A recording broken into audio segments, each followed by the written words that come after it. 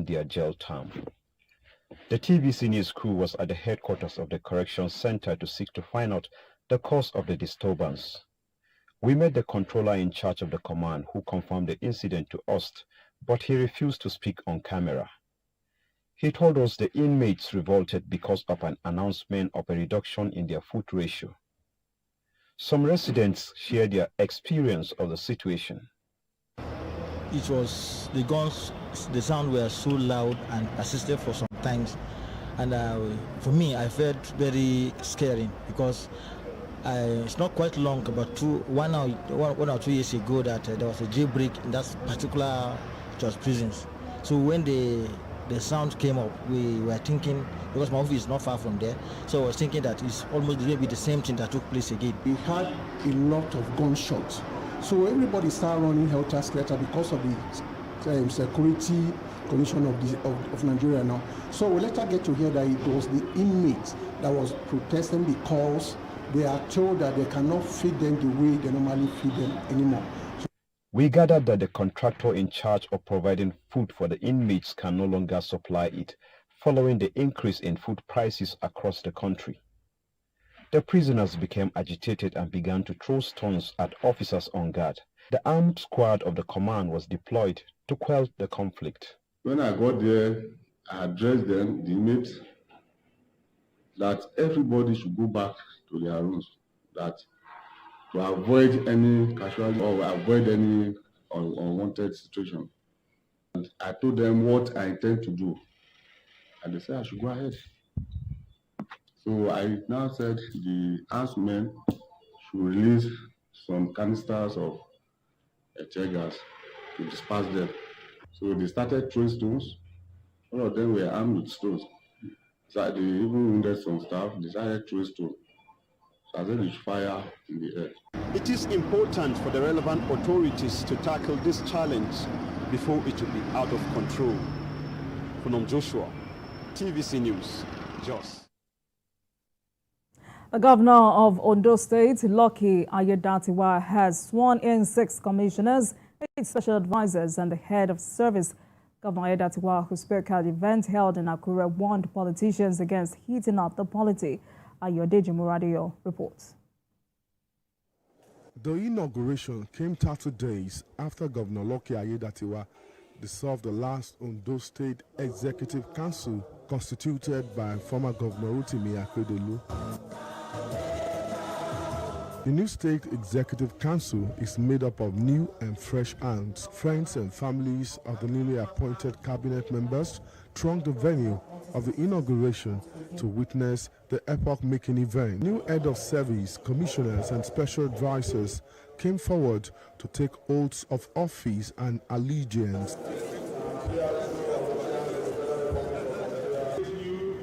On your new appointments and for being.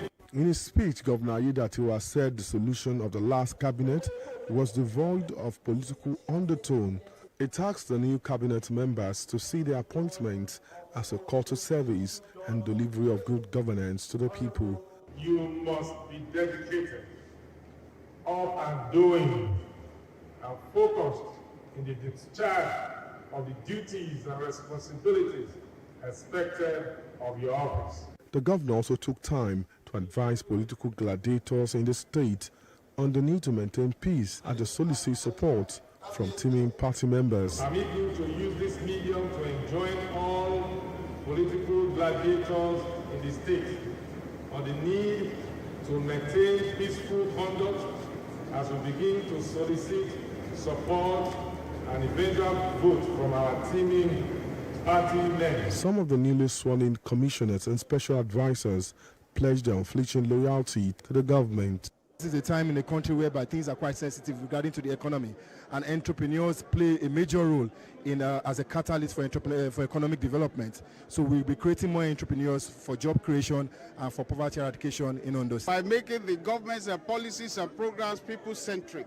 and ensure that we do the greatest good to the greatest number of people and bring our people. The newly appointed officials are expected to formulate creative ideas and policies that will bring rapid development to the state. Ayodeji Moladeyo, TVC News, Akure. Let's take a short break, and when we return, it will be time to speak with our guest of the day, a former Nigerian ambassador to Burundi, Ambassador Elijah Onyeagba, to discuss the implications of ECOWAS lifting of sanctions on Niger and others. Please stay with us. We'll be right back. Every week, Green Angle, in partnership with Wild Aid, will bring you a documentary series on environmental issues affecting Nigeria's amazing biodiversity, from climate change, air pollution, and wildlife conservation. We will be traveling across Nigeria to give you on-the-ground report of the issues affecting our environment. It airs every Saturday at 4:30 p.m. only on TVC News. Muhammad Ali was born and raised in Louisville, Kentucky on January 17, 1942. His birth name was Cassius Marcellus Clay Jr. He began training as an amateur boxer at age 12, and at 18 he won a gold medal in the light heavyweight division at the 1960 Summer Olympics and turned professional later that year. In his early years as a professional, Clay was more highly regarded for his charm and personality than for his ring skills. He sought to raise public interest in his fights by reading childlike poetry and spouting self-descriptive phrases like float like a butterfly, sting like a bee. On February 25, 1964, at age 22, he pulled off a major upset, defeating Sonny Liston to win the World Heavyweight Championship. That same year, he shocked the boxing establishment again by denouncing his birth name as a slave name and formally took the name Muhammad Ali, which was given to him by his spiritual mentor Elijah Muhammad, leader of the Nation of Islam. For the next 3 years, Ali dominated the boxing arena. Then, on April 28, 1967, citing his religious beliefs, Ali refused induction into the U.S. Army at the height of the Vietnam War. Ali was stripped off his championship and precluded from fighting by every state athletic commission in the United States for 3.5 years. Ali. Welcome back, everyone. The Economic Community of West African States lifted economic sanctions on Niger, Mali, and Burkina Faso on Saturday. ECOWAS suspension came after extensive discussions at an extraordinary summit on the political, peace, and security situation in the region at the State House in Abuja by the ECOWAS Authority of Heads of States and Government. They also agreed to suspend financial transactions and freeze the country's assets in external banks. Tonight, let's speak with Ambassador Elijah Onyeagba, former Nigerian ambassador to Burundi, on the implications of ECOWAS lifting of sanctions on Niger and others. Ambassador, good evening to you, sir. Thank you so much for joining us again. It's so good to see you. My pleasure. Good evening to Nigerians and good evening to you. Right. Before we get into this very critical conversation, I think it's important for me to read out these 7 or 7 economic sanctions that have been lifted. ECOWAS lifted the travel ban on members of the military junta and their families, lifted the freezing of all financial transactions between ECOWAS states and Niger, including transactions relating to the bloc central bank, and the freezing of all of the Niger's assets at EBID. Suspended sanctions on the election of Mali citizens to ECOWAS positions and 4 others, I think. So, I mean, after 7 months, this is happening. What do you make of this?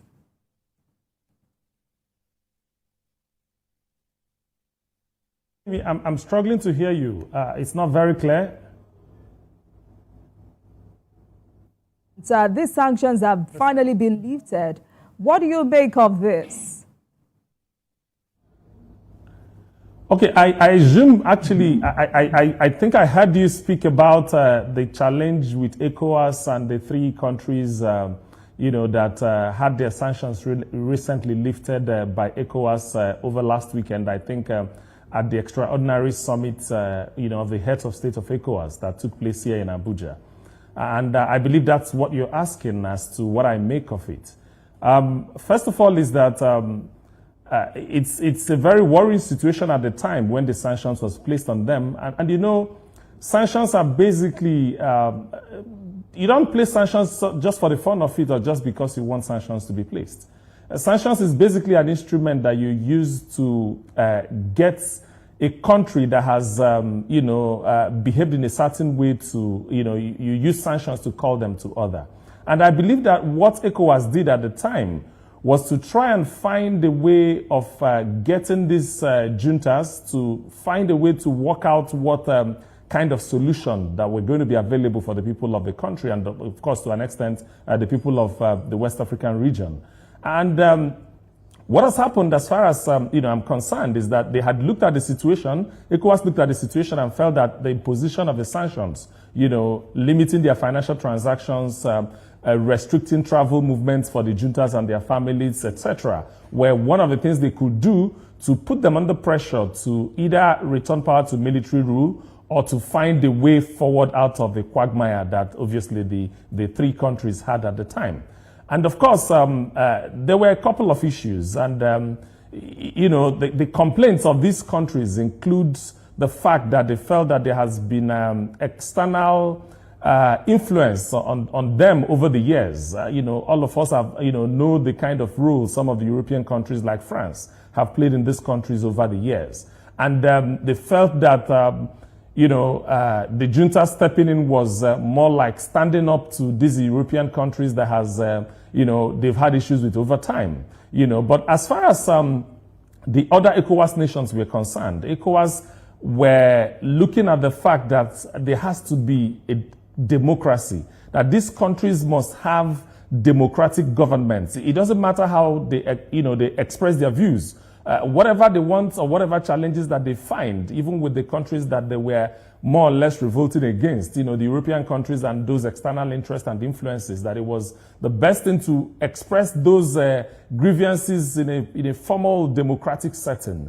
And that obviously gave rise to their intention to create a confederation, which they call the AOSS, the Alliance for the Sahel States.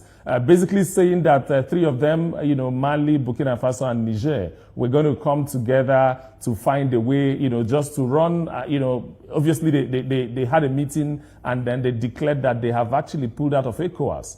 Obviously, this was also a hasty decision, in my opinion, because there are a lot of issues involved. The treaty that was signed about 48, 49 years ago had, steps that you must take before you can pull out of ECOWAS. And the timeline was meant to be a year, and even at that, even within that year that you have given that notice, certain things you are, as a country, you are also supposed to keep your own side of the bargain within the period, after which you can now be allowed to exit. The challenges that they cited at the time was that, the founding fathers, that the vision of the founding fathers had been grossly eroded. And of course, they also cited betrayal, saying that ECOWAS was under pressure from, the foreign interests to ensure that the juntas are out of their way. Those are the reasons that they actually gave.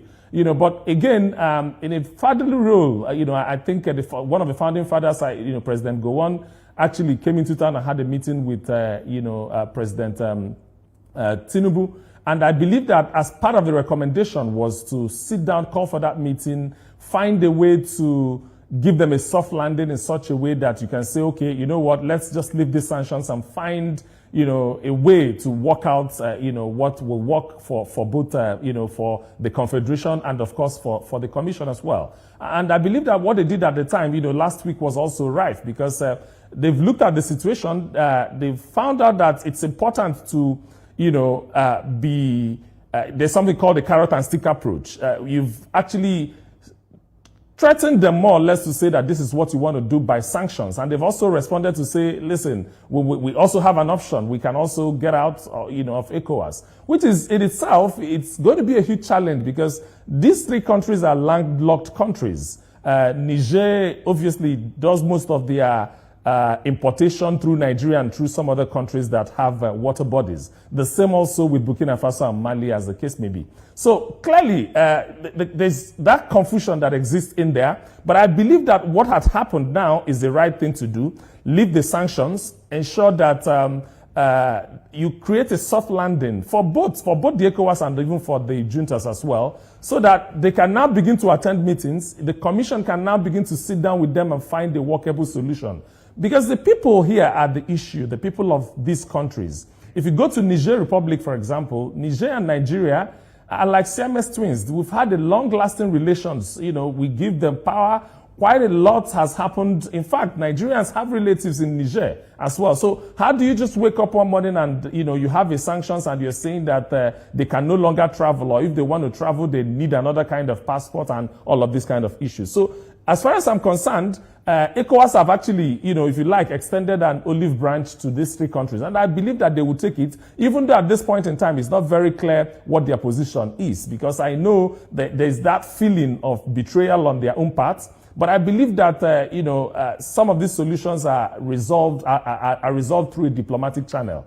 And I've always known that the only way to get out of this impasse is to find a diplomatic solutions to this. And this is what I believe has happened now. So we wait to see what the outcome will be. We wait to see, it's like in a chess game. ECOWAS have made their move. They responded. ECOWAS have made another move to say, we're lifting the sanctions. Hey, please come back. The people of the region is much more important to us than anything else. They've also gone even beyond the three countries and also reached out to the Guinea president as well. So we wait to see what happens, but I think that is a step in the right direction. It's a win-win situation for all the parties in this case. Clearly, a lot of analysts may have looked at the situation and felt that ECOWAS had acted hastily. It's obviously a school of thought. But whatever be the case, would you say that you won't, what exactly do you do when you have juntas come and take over power? A democratically elected government, just basically take over power, and then they are holding a president like Bazoum, detaining him for quite since they took over power. So obviously, there will be a lot of negotiation back and forth, but I believe that what ECOWAS had done in their last, meeting here in Abuja is a step in the right direction. And I also expect that on their own part, these three countries will now come back to the meeting and then begin to re-engage with ECOWAS. I know that some, you can, say that trust has been broken, but whatever be the case, there will always be diplomatic solutions to addressing these issues. Positive outcome of this decision. Would you say ECOWAS regretted its actions? And do you think lifting these sanctions will bring those countries back to the sub-regional body? I didn't hear what you just said. Ambassador, did you get me? Right, so would you say, based on all of what you've said this evening, would you say ECOWAS regretted its actions? And do you also think lifting the sanctions will bring those countries back to the sub-regional body?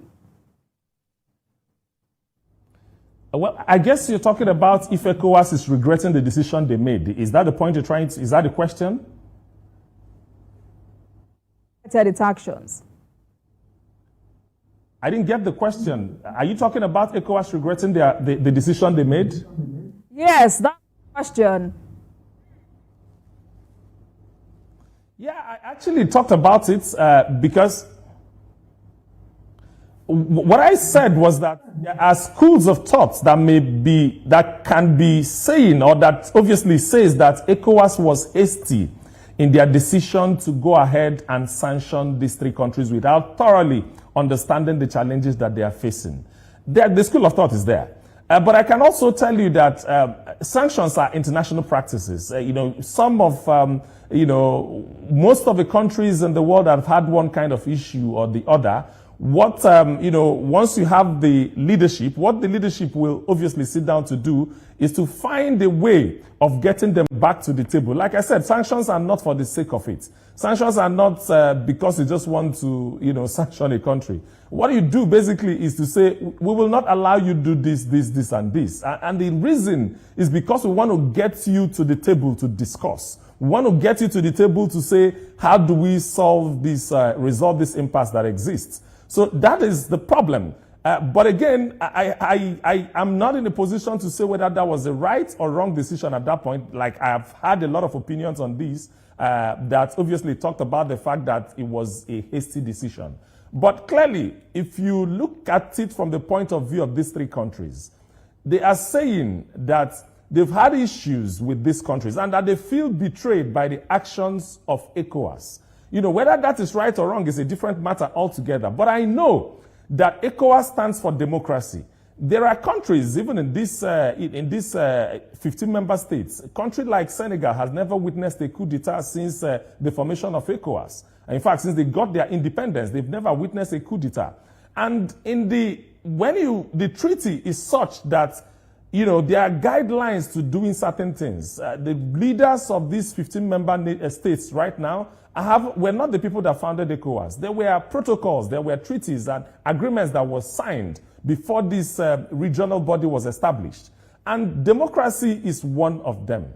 We cannot have a military junta. Whatever grievances we have, whatever challenges we have, it is expected that we will find a legal and legitimate democratic way of addressing those grievances. And as far as I'm concerned, what has happened now, which is what we need to be looking at, is the fact that ECOWAS have gone ahead to impose those sanctions. They have responded back to say that they are pulling out. Remember, there are Nigerians that live in these three countries. There are other West African, people from other West African states that reside in these three countries as well. So businesses are involved, individuals are involved, and they've extended that olive branch to them to say that, listen, let's get back to the drawing board, let's get back to the table and begin to talk. They've even invited them in some of the technical meetings that are taking place in ECOWAS. So my belief is that they need to respond right now, and they need to come back to say, yeah, whatever the issues are, like I said, they have their grievances, and they have expressed their grievances. But I believe that most of these problems are diplomatic challenges, and I believe that there will always be diplomatic channels towards addressing those problems. All right, Ambassador, let's go on a break, and when we come back, we will continue this conversation. This is Politics Tonight, everyone. We'll take a break now, and we'll be right back. Please stay with us. Information is power, information is security, information is knowledge. On Labor Lens, we believe that working people around the world have real questions of their own. They want to know how the world of work operates, what it means to the employer of labor, how policies affect workers in the workplace. On Labor Lens, I ensure we engage effectively the organized labor, organized private sector, and government to get out of them information workers are in need of. I am Sharon Ijason, asking questions that make you get sense of the workplace.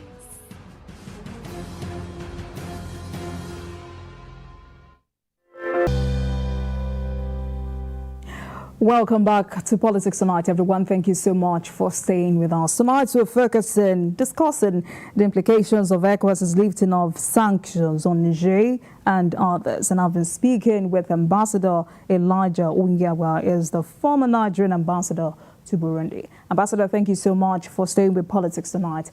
Let's talk about the significant repercussions of their withdrawal from ECOWAS on the stability of the region. What can you say about it? It's a big concern. When you have a 15-member nations, coming together to form a regional bloc, and all of a sudden you're down to 12, that is not a very good thing for the region at all. Over the years, what the region have always been, what the regional body have been trying to do is to ensure that there is cohesion and unity amongst the member states. So when you have three very important nations, pulling out of that, of that alliance, then we have a problem. The problems are many. Businesses are going to suffer. Movement of people. For example, Nigerians that live in these three countries, how are they going to be seen? No flight zone. If you have a flight, commercial flights that fly in the airspace of Niger into Nigeria, that means they have to now find another route. Journeys that you would have made in a very, short period of time will have been elongated as a result of that. So clearly there's no gainsaying the fact that it's a big challenge if we have these three countries pull out of, even for them as a country as well. The citizens of their country are going to suffer massively as a result of that decision as well. And when you even have a confederation, initially there were three countries, and right now they said that it's AOSS, Alliance of, the Sahel states. What you're also going to find is that there is going to be one president as well. So some of the things that they envisaged that actually prompted them to take that decision may actually be, they may have taken that decision too hasty as well. So there are challenges, without a doubt. Their international passports are going to be changed. For you to come from Burkina Faso to the regional bloc again, there will be a lot of changes in the protocol and all of the movement and all of these issues as well. Remember, within the region, you can move into any country. Movement of goods and services within the West African region is free. You can do that at will. I can leave Nigeria now and get into Ghana without any visa restriction, without anybody telling me, have you come with A or have you come with B? So this freedom of movement and all of these challenges are the things that are posing a problem, for the region. There are also security concerns as well, because you can't just tell if you're sharing borders with any of the countries what is going to happen. We know the challenge we have within the northeastern part of the country, as well as some other parts of the country as well that are bordered with the nations in question. So clearly it's important that within the region that ECOWAS sits down with these people and find a good way of addressing these challenges. Like I said, the problems are there. The challenges is the fact that they feel that they were betrayed and they feel that it was external pressure, from other countries that are forcing ECOWAS to get them to return power to democracy. But clearly, there must always be, whenever there is a junta in process, as much as people can, get to the streets and demonstrate that this is what they are looking for. With time, these things are momentary. With time, they will also find out that this is not exactly what they thought they were expecting. So without a doubt, the window for conversation is there. The window for resolution of the impasse is there. So I think that ECOWAS will be weaker without these three countries. But I know that at this point in time, all the options are open for negotiation, and I believe that at some point there will be some kind of resolution.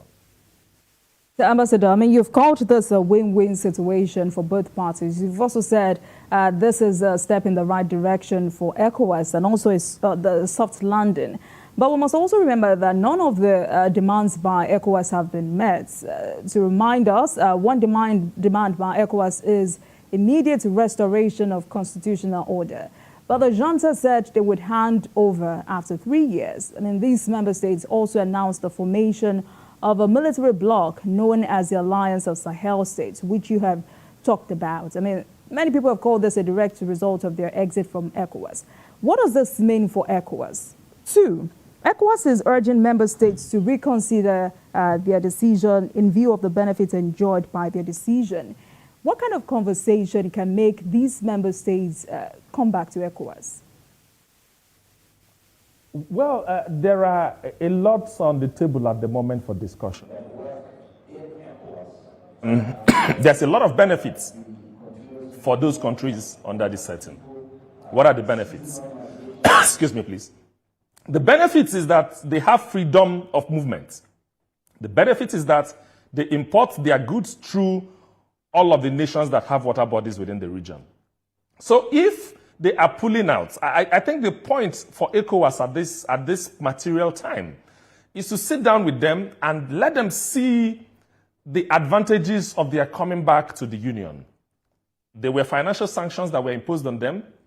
We had travel restrictions. And in addition to all of these things, the families of the juntas were also not allowed to move from, to travel within the region as well. So all of these sanctions that were imposed on them became a problem for them already. And clearly, the Ramadan is about to start, and the Christians are already involved with the Lenten season. And what is clear in that conversation was the fact that the humanitarian factor was paramount in ECOWAS making their decision. Because sanctions are not just for wood, they are for individuals. And the people that are suffering it are the ordinary citizens. As much as we want to get the juntas to come to the table to talk, if there are sanctions, people of the countries are unable to trade. If they want to do financial transactions, their transactions cannot go through just on the account of the fact that there are juntas in the country. So clearly, the hardship imposed by the sanctions will be borne largely by the citizens of these three countries. So what has happened is that once the sanctions have been lifted, it means that it is, business as usual. What was existing before now will now go back to that same situation. where they can do their financial transactions, where we can fly to, from one country to the other without having any kind of, controls and all of that. So I believe that these countries will look at it and then see what benefits there are, or, that the Commission, provides for them. On the other hand, I'm also certain that ECOWAS on their own part will try to also do whatever they need to do to be able to convince them, because it's now a convincing game. And not just that, the people also, I think both blocs need themselves. ECOWAS need them, and these guys also need ECOWAS. Because I don't know where Niger Republic needs to be able to get light from. I don't know where some of these other countries that do their importation through these Senegal, Dakar, and some of these Togo, Lomé, and some of these countries. How do they intend to bring things into the country? Or do they intend to be flying anything they have? Or they, to be flying goods and services, via aeroplane transportation only? So it will take some time, I understand. These decisions were not made overnight. So I think it will take some time, but there will be adjustments at some point. So talking about Niger, I mean, looking at the economic sanctions lifted, it looks like Niger had more to lose than other member states. How would this decision make life easier for the ordinary people in Niger? It's a bit of that's what I'm talking about. Because if you get to the border of Borno State, even up to Jigawa, these people have they have a lot in common. They are people, they are married to one another. There are people, some Nigerians that have their uncles in Niger and vice versa. In fact, it will surprise you, but even communication, the language of communication, I'm sure you know that the president, even the head of state right now, that is a military junta, speaks Hausa. They understand themselves very well. They speak in the same language. So these are the ties that I believe that, even for Niger specifically, it's not going to augur well for the citizens of Niger Republic if they go ahead with that decision. And that's why I believe that, with time, they will think through, review what has happened. Everybody will see where they have made mistakes. And I believe that, the countries will find out that there are more economic opportunities and potentials, staying within the regional bloc than just staying on their own. I believe that those factors are there for them to see. I understand the challenge, which is the fact that, they felt that ECOWAS should have stood for them, that their people actually wanted the junta because there were celebrations all over the streets of the country when that happened. They also talking about the fact that they've been oppressed by these external forces over time. Yes, we understand all of that, but what ECOWAS is saying is that whatever your issues are, there must be a democratically, acceptable way of expressing those concerns. And there must also be a way you can deal with that without necessarily having to bring the military in to take over power to do all of that. But does it bother you that perhaps sanctions may not be enough in dissuading coup plotters and ultimately stopping the spread of military intervention in West Africa? Yes, it does. It does, because the challenge is that if we are unable to resolve this impasse, what it means is that there are also chances that more and more countries are likely to go that way. We had it in Guinea. Before that happened in Niger and Burkina Faso and then Mali. Mali has always, been there, even well before these other three. But obviously, a situation where you have 15 member states and 4 are, governed by the junta, that's a big concern, And I believe that it also calls for responsibility from African leaders as well. A situation where people are staying too long without necessarily, trying to find ways of amending the constitution to be able to, have themselves stay in power for as long as possible. We had a situation with Senegal over the last 1 month or thereabouts, where the president, Macky Sall, went ahead and extended, the elections up until December, whereas his tenure is officially expected to come to an end sometime in April this year. I think the elections was supposed to take place in last week, 25th of February, and so on and so forth. He had to take the constitutional court of the land to make a decision in that regard to say that the attempt to postpone the election is illegal. So clearly, it's a call to action for the regional leaders to say we cannot continue to do what is unconstitutional. That's even the first issue, So that's the border. The border is that if this is allowed to fester, then there are challenges, there are possibilities that this can actually extend and go and meet other member states, you know. So clearly, it's a border for everyone that is watching, and that's why I think that the responsible thing to do is to call everybody to a table and try and find a way to resolve the problem. And I believe that my honest, you know, my earnest hope is that this matter we should be resolved between the two warring factions. They need to come together. The challenge at this point in time is that we are awaiting their response, but clearly it seems there's quite a lot of hurdles yet to cross. But I think that there should be the moment this engagement begins to happen. Clearly, there are also some conditions that were laid out by ECOWAS that hasn't been fulfilled by the parties, because I understand that there are sanctions anymore. All the sanctions have been lifted, and I believe that what is available right now is diplomatic solution. The decision to impose the sanction didn't all go well, with the people who've sanctioned, and I believe that there were a lot of pressure for ECOWAS to reconsider their position. So I think that the only way out of this is diplomatic solution.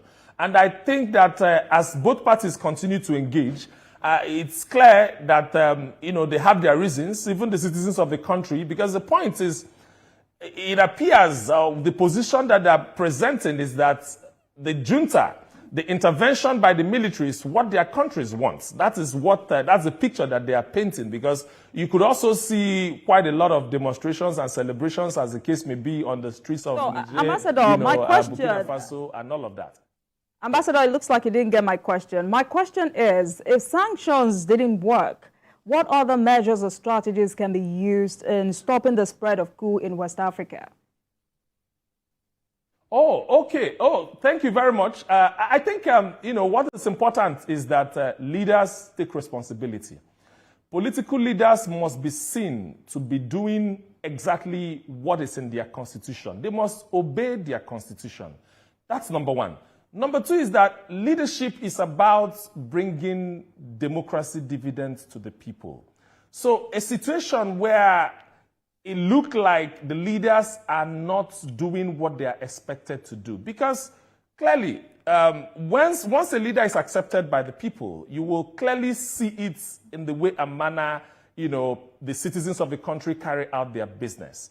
So I think there's a lot of work that needs to be done by the leaders within the continent, and especially leaders within the region, so that once they begin to behave in the actual way, appropriate way, observing the constitution, having elections when elections should be, holding elections when elections should hold, ensuring that power transits from one government to another, like we've done in Nigeria since 1999. So I think these are some of the pointers. Once we begin to see presidents that want to stay in power, amend the constitution and stay in power for as long as possible, this is where these issues begins to come into play. Secondly, again, is that there's also the complaint of external influence, because most of these countries from, the Berlin Conference were, split across quite a lot of European nations. It appears that there are major challenges with the ones that were colonized by France. So the issue is that there has to be a way that ECOWAS will work out a solution, so that if these countries that were colonized by France are having issues, they expect their big brother or the regional father to come in and help them resolve those issues. I think that ECOWAS must open that channel where, if countries under them find a way, they need to find a way of expressing their challenges that they're having from countries that colonize them. Because what we are having right now is like, you have finished colonizing a country, and then some of the policies and some of the structures you've put in place is still not allowing those countries to function as a sovereign and an independent state. So this is the challenge that I believe that the countries are worried about. And I believe that if ECOWAS begins to open doors for this kind of conversation, even at African Union level, I think that will help in reassuring the citizens that the junta is not even an option for them. What we are saying is that people are looking for temporary solutions. That's what they think, that's why some of them were celebrating that the junta is the best option. But with time, you will also begin to find out that it's not as easy as you thought. some of the, rights and privileges will also begin to suffer as a result of the fact that there's junta in power. Because, how do you control the courts? How do you get your people to speak for you? When you don't have an established legislature, you don't have a judiciary that is working in accordance with the constitution, once the junta steps in, there is actually no constitution. They obviously govern by decrees. So these are the points that I see, but again, it has to start from leadership. The people that have been given the responsibility to lead must lead in such a manner that the people that they are leading will have faith within the system. As such, they won't begin to see this as, they won't begin to see, junta as an option for them, as opposed to democracy. But also, on the other hand, do you agree with those who are saying ECOWAS needs to reinvent itself, especially when it comes to maintaining hardline positions? Yes, I'm not certain that, reinventing of ECOWAS, it's a lot of English to speak, but how is the point? The ECOWAS have lasted for about 49 years. A lot of work needs to be done. At this point in time, challenges, within the sub-region, for example, I know that in the last 12 to 20 years, there has always been an attempt by ECOWAS to have a single currency. As we're 15 nations, but I think that we have about 10 or 9 different currencies that we use across the region.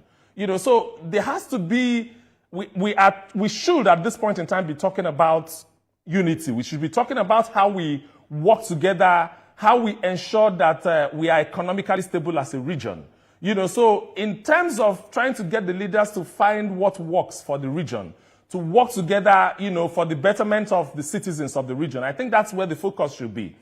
In Africa as a whole, we're about 50-something countries and we have about almost 50-something currencies as well.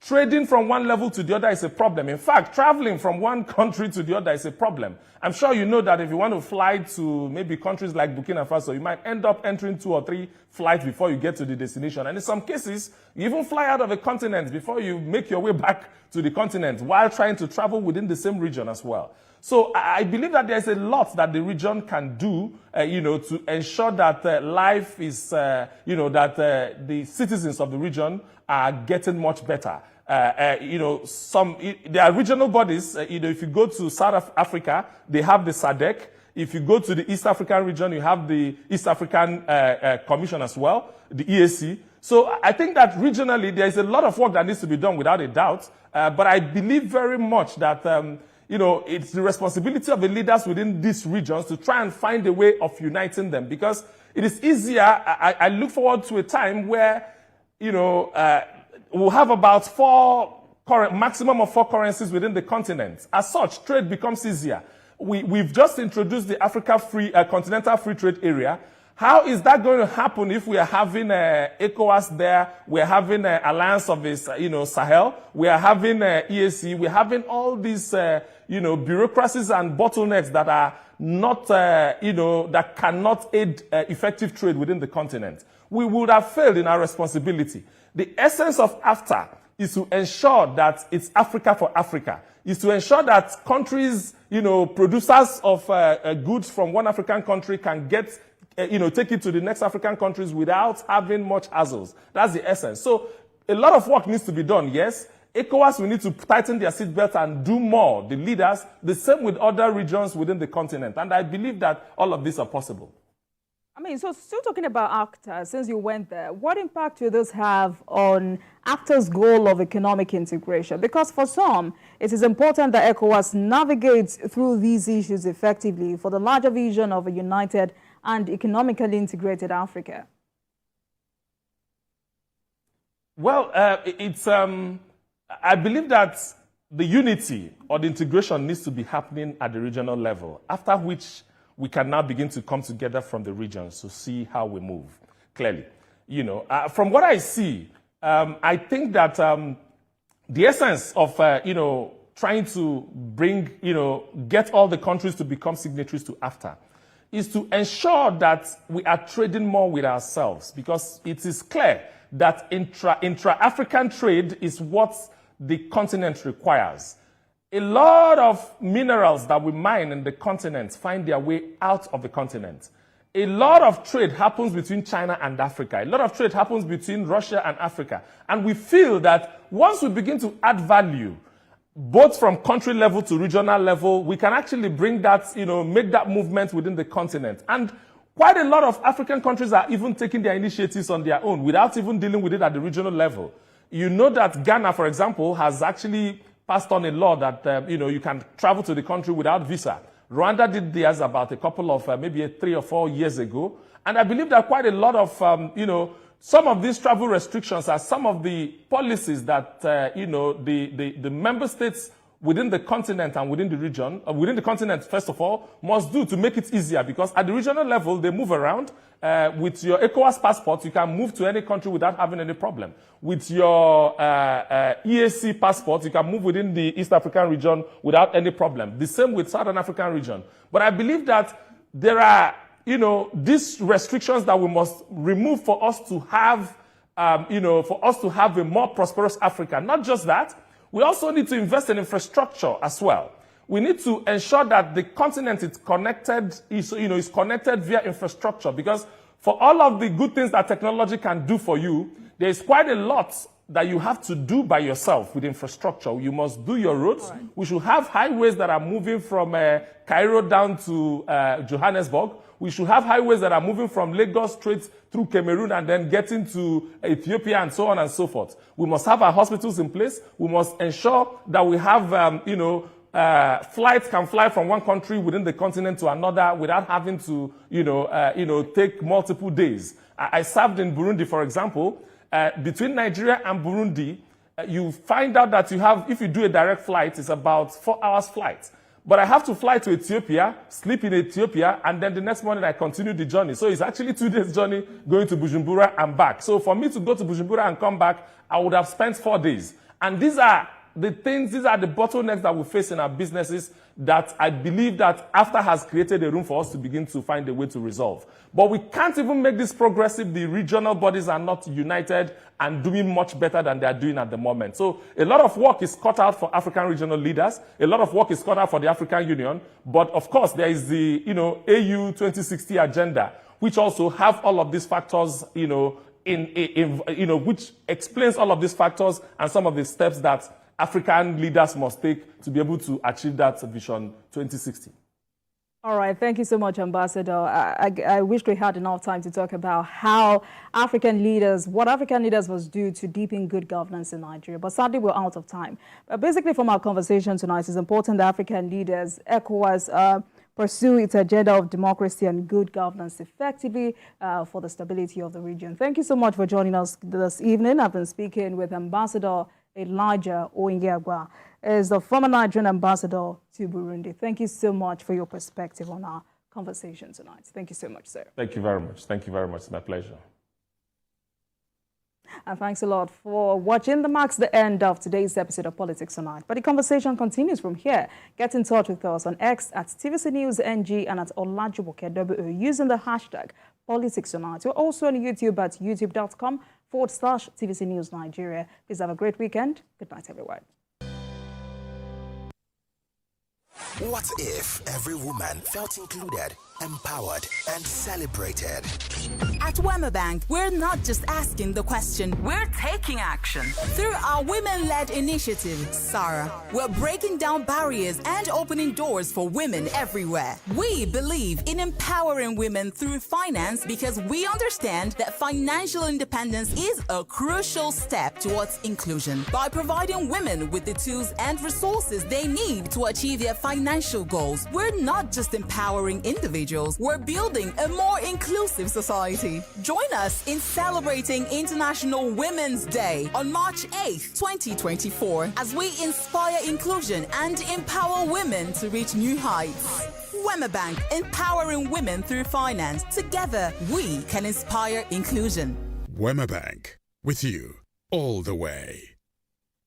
The following is a paid presentation by ShopX TV. Today, there are many complex, boring, expensive, and useless exercise machines in the market. Or you pay over 400,000 naira a year for gym membership and never go. ShopX TV is proud to introduce Total Crunch Evolution, the compact, versatile fitness solution that is perfect for you.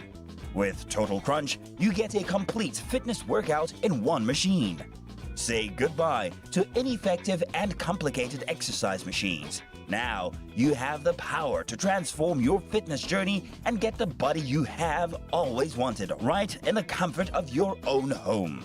Total Crunch is the efficient and effective way to build muscle, tone and tighten your legs, shape your back and pectorals, while strengthening your core and defining your abs. Now that's totally effective to get the body you want. With Total Crunch, your whole body works out at the same time.